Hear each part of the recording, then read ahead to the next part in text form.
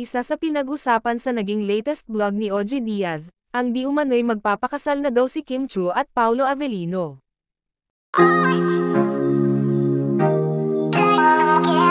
Naging laman nga sa naging vlog ni OG Diaz, kung saan ay pinag-usapan nito ang pagpapakasal umano ni Kim Chiu at Paolo Avellino, baka kasi ay gulatin na lang daw tayo ng Kim Pao dahil magpapakasal na daw ang dalawa. Maraming mga netizens nga ang umalma sa naturang pahayag ni OG Diaz at Mama Loy, kung saan nga ay hindi pa inamin in public na sila ay magkasintahan na, paano pa kaya ang pagpapakasal ng dalawa.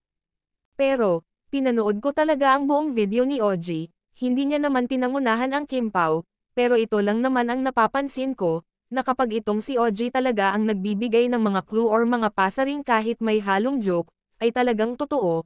Kahit hindi naman talaga aminin ng dalawa ni Paolo Avellino at Kim ay halatang sila na, at kung magpapakasal ang Kim Pao ay talagang maraming matutuwa na mga Kim Pao fans, at sa aking pag-research naman, ay talaga may post pa itong si Paolo Avellino tungkol sa kanyang barong kung saan ay ito yung barong na sinuot niya, nang makasama niya si Kim Chiu, noong hindi pa sila gaanong close.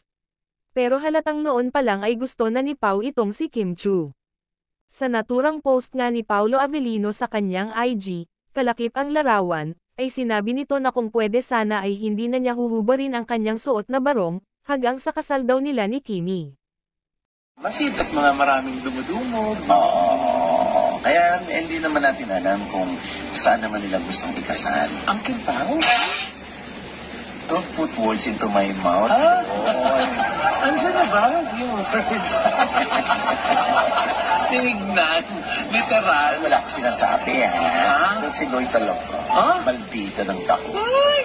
Wala kasi yung mga bakla sa likod, eh. Ako muna nagmamaldita. At least nagkasya sa yung damit ng mami. Ay! Akin to! Anisahin ko to. Anyway, basta bahala na. Isang araw bubulagain na lang tayo ng mga balita. Na sila na o kasal na sila? Oh my God, tapusin na natin.